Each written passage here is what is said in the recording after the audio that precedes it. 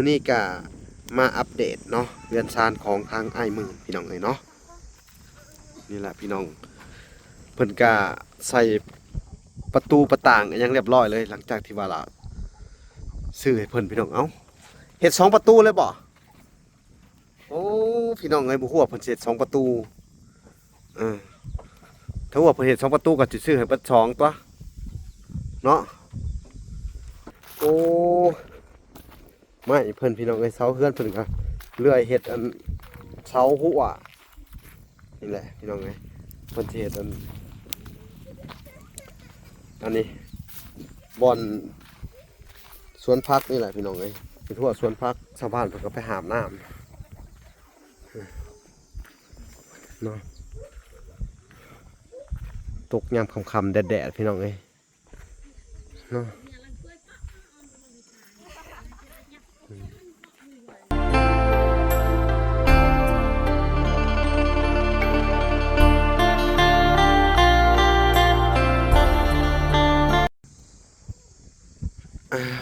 โอเคพี่น้องเอ้ยเนาะกับสบายดีพ่อแม่พี่น้องเนาะเปิดสู่คู่สู่คนพี่น้องเอ้ยเนาะกันยินดีเข้าสู่ช่อง YouTube เปาละสายบุญคุณธรรมคือเก่าพี่น้องเอ้ยเส้นเก่าเส้นเคยเนาะทักทายสบายดี FC ทางฝั่งไทยและ FC ทางฝั่งลาวและ FC ต่างๆประเทศนำเด้อพี่น้องเอ้ยเนาะที่รับชมวาระอยู่พี่น้องเอ้ยมื้อนี้ก็มาอัปเดตเนาะเรือนซานของทางอ้ายมือพี่น้องเอ้ยเนาะนี่แหละพี่น้องเพิ่นก็ใส่ประตูประต่างอยังเรียบร้อยเลยหลังจากที่ว่าละซื้อให้เพิ่นพี่น้องเอ้าเฮ็ด2ประตูเลยบ่โอ้พี่น้องเอ้ยบ่ฮู้ว่าเพิ่นสิเฮ็ด2ประตูถ้าว่าเพิ่นเฮ็ด2ประตูก็สิซื้อให้เบิด2ตัวเนาะสบายดีสวัสดีโอ้ขออนุญาตขึ้นไปเด้ออะไรซะอยู่ขึ้นประตูลูกไปใช้วันแหละปล่อยตึกเบ็ดโอ้ลูกไปตึกเบ็ดซะอยู่ขึ้นเอายาแหละฉัดเดี๋ยวตกบันไดได้น่ะซะอยู่มึงบ่ขึ้นกะยามึงอยู่ข้างนอกนั่นแหละนี่ผัวไปทางไหนผัวอ่ะไอ้หมื่นโอ้เมื่อบ้านนี่เนาะพี่น้องเอ้ยเพิ่นเฮ็ดเมื่อวานนี่บ่นี่โอ้เพิ่นก็แอมงามอยู่เนาะเฮ็ดเรียบร้อยหลังจากที่สั่งบานประตูให้เนาะพี่น้องเนาะโอ้เพิ่นก็เฮ็ดเรียบร้อยเลยพี่น้องเอ้ยน้ำบาดาลน่ะออกคักอยู่บ่ลูกเพิ่นก็สอพี่น้องเอ้ยสอน้ำบาดาลออกคักอยู่ได้พี่น้องเอ้ยนี่เพิ่นอัดได้แต่ข้างนี่พี่น้องเอ้ยก็บ่ฮู้ว่าเพิ่นจะเฮ็ด2ประตูแรกๆก็ว่าคิดว่าจะเฮ็ดประตูเดียวได้ก็งามอยู่เนาะคักแลนี่พี่น้องเอ้ยไม่กับผู้ที่เบิดผู้นี้เลยเนาะในตารางผู้นี้ครบเลยพี่น้องเอ้ยทั้งแอมทั้งปูคุณลูกเพิ่นกะแอวมันฮ้อนบ่ฮะบ่สบายเนาะพาลูกลงมาล้างพี่ก็ได้มันฮ้อนเพิ่งพี่น้องเอ้ยนี่โอ้ไม่เพิ่นพี่น้องเอ้ยเสาเฮือนเพิ่นก็เลื่อยเฮ็ดอันเสาหัวนี่แหละพี่น้องเอ้ยเพิ่นสิเฮ็ดอันนี้บอนสวนพักนี่แหละพี่น้องเอ้ยเป็นทั่วสวนพักเมืองน้ำพี่น้องเอ้ยน้ำ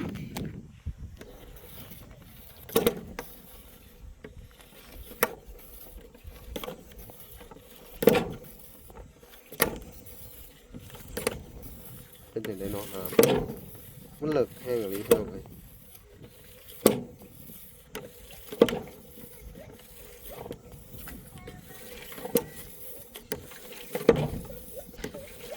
น้ำมันเลิกเนาะมันสู้ไปจะขึ้นบ่มันหลดนี่มันหลดขาตัวนี้ท่อรุดหน่อยเหตุใดระบาดนี่พระเจ้าขึ้นหายได้นี่ท่อรุดนี่พี่น้องเลิกแห้งอะไรเวนเลยรุดจากมือแล้วนี่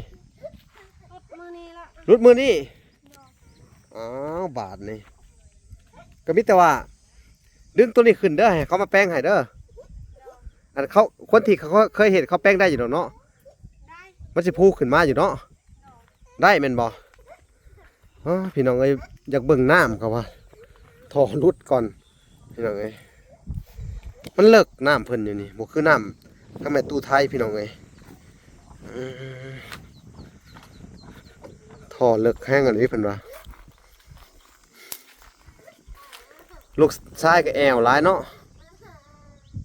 พี่น้องเอ้ยมามื้อนี้ก็บ่พ่อเพราะว่าเพิ่นเด้เจ้าก็วางลูกลงให้มันลิ่นคือเก่าไปลิ่นหูไปมาละแอว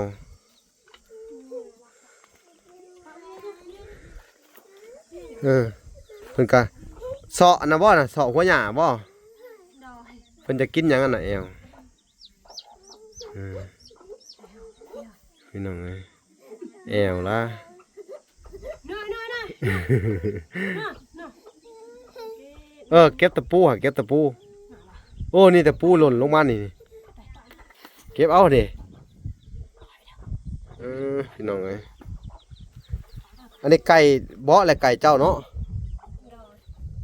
ไก่เจ้าแม่น่ะผักอยู่หั่นน่ะบ่ แม่ โอ้ผักตากแดดก็ยังเบาะเสือเนาะพี่น้อง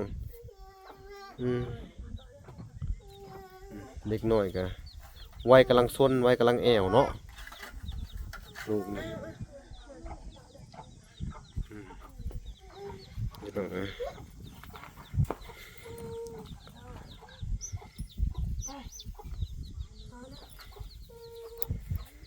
ผู้ดีแอมแล้วเนาะ โดย ใส่บ้านประตูอีหยังแล้วเรียบร้อยแล้วพี่น้องเอ้ยมันก็ได้ยังข้างหนึงเนาะ โดย ข้างหนึงนี่อยากใส่บ้านอยู่บ่แหละ มายักษ์ อันนี้ตะปูเออแอวยังละบัดนี้เก็บเอาพี่น้องเอ้ยลูกชายเพิ่นก็แอวโอ้เสียหญ้าออกเนาะ โดย มันก็แป้นแล้วถ้าเฮาเสียหญ้าออกตอนเช้ามันก็นั่งสบายเนาะถ้าได้เตียงก็โอเคเนาะ โดย กำลังแอวเนาะแอวสิคุมือบ่นี่ โดย ถ้าคนมาแล้วแอวเนาะถ้าว่าตอนบ่มีคนมาเพิ่นก็นั่งลิ้นอยู่ได้พี่น้องเอ้ยพอมาถ่ายคลิปแอวข้างเป็นหยังข้างหัดล่มบ่ข้างเพิ่นน่ะล่มเนาะ มันเดิน มันเด้อทอหารุดแล้วก็มีแต่ว่าอันน่ะให้ผู้ที่เขาเคยอันน่ะเฮ็ดทอรุดแป้งมาแป้งให้ก็ได้เนาะ ได้ ได้อยู่เนาะ โดย แต่ว่าน้ำนี่ออกแห้งบ่ แห้ง แห้งขนาดเลย โดย พี่น้องเอ้ยน้ำออกแห้งอะไรพุ่นน่ะสัตว์ดงๆเนาะ โดย พี่น้องเอ้ยเอามิดแอวอิหยังไอ้ละบาดนี่พี่น้องเอ้ยชาวบ้านแถวนี้พี่น้องเอ้ยกันด้านได้พี่น้องเอ้ยหมู่บ้านท่านนี่ทางชาวบ้านเพิ่นก็ไปหาบน้ำเนาะตกยามค่ำๆแดดๆพี่น้องเอ้ยเนาะ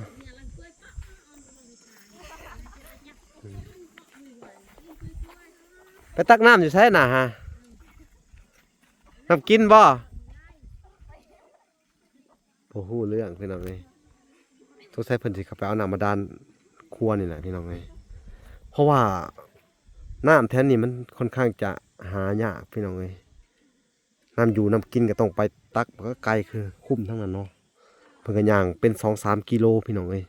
3-4 กิโลเพื่อมาตักน้ำเนาะนี่พี่น้องเอ้ยอันนี้ก็คือยังใช้ชีวิตแบบโบราณอยู่พี่น้องเอ้ยย้อนไปประมาณ 4-50 ปีที่แล้วเนาะเขตนี่พี่น้องเอ้ยเขตชนบทเนาะแปลว่าเข้าถึงยากพี่น้องเอ้ย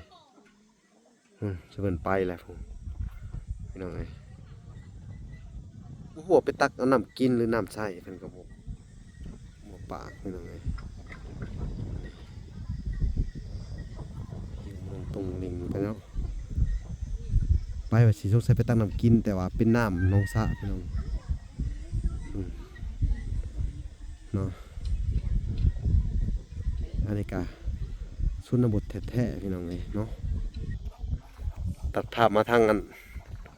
เพื่อนไอ้หมื่นกะอยู่กัน2 แม่ลูกพี่น้องเลยส่วนลูกชายเพิ่นไปตึกเบ็ดพี่น้องเลยส่วนทางอันไอ้หมื่นกะเขาไปในบ้านเพิ่นเนาะเขาไปเยี่ยมยามทางอัน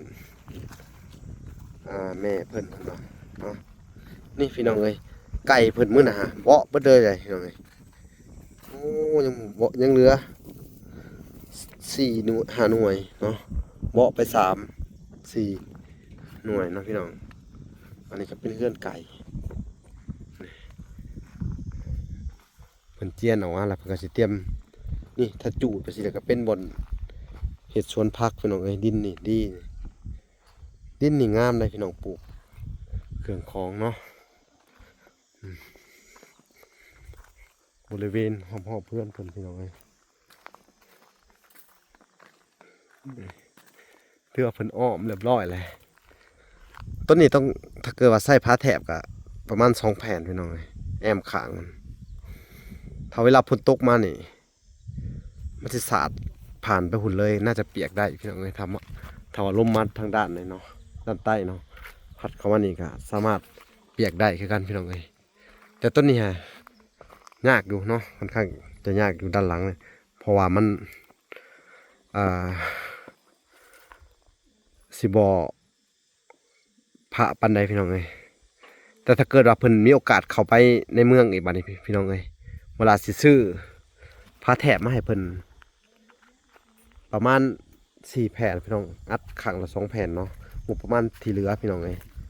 หลักก็สิซื้อให้เพิ่นจนเบิดเลยให้เพิ่นเฮ็ดให้มันแล้วเนาะก็ยังไม่สิถึกอยู่ล้านปลายพี่น้องเอ้ยงบประมาณเพิ่นเนาะพี่น้องเอ้ย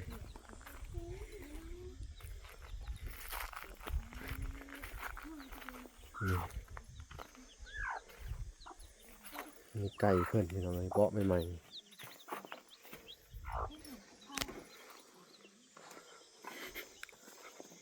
นี่แหละ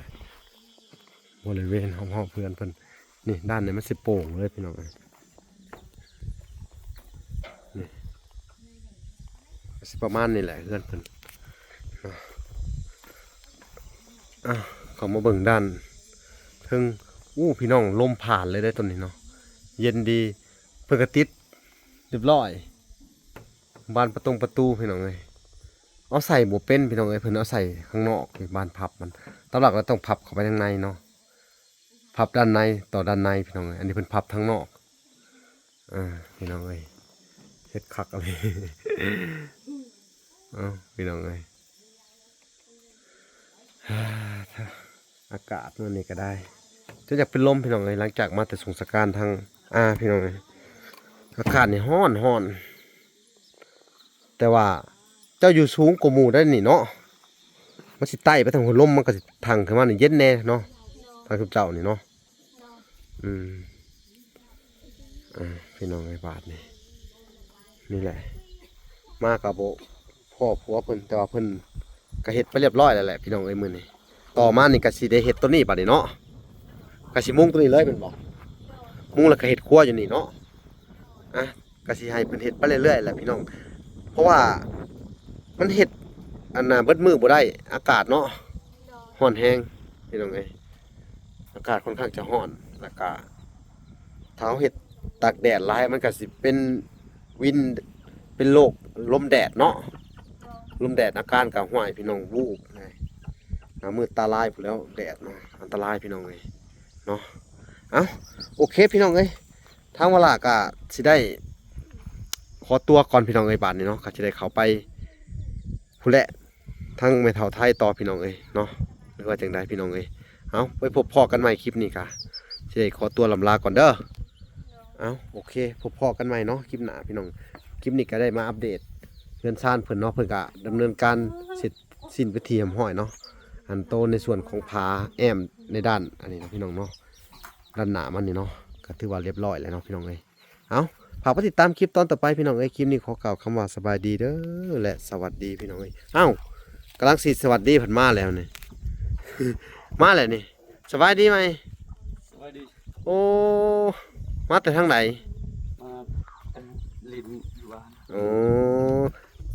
เฮ็ดแล้วแต่มื้อเช้านี่ผมรอนี่ โดย โอ้เฮ็ดคักเนาะ ไม่ได้ขักวันใด บ่ได้คัก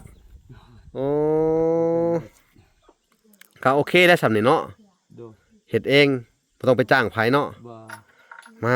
กำลังสิกลับพี่น้องเอ้ยจะโผล่มายามใดเนาะกินข้าวกินปลาแล้วฮะกินแล้วเนาะ กินไหม อืมอันนี้เฮายังสิดำเนินการแม่นบ่มุงเลยมุงแล้วก็ต่อหาเสามาใส่เด้อ3เสาเด้อ โดย ถ้าว่าบ่พอไม้บ่พออิหยังก็บอกกันเด้อทางเวลาก็สิใช้งบในส่วนที่เหลือเด้อ โดย พี่น้องสมทบเข้าไปเนาะ โดย วันนี้ตัดละคั่วแล้วล่ะก็สิอันนั้นบ่น่ะ โดยมันละรัก สิเฮ็ดหัว ครัวน้ำนานนะ พลอยน้ำจะมันรุดแม่นบ่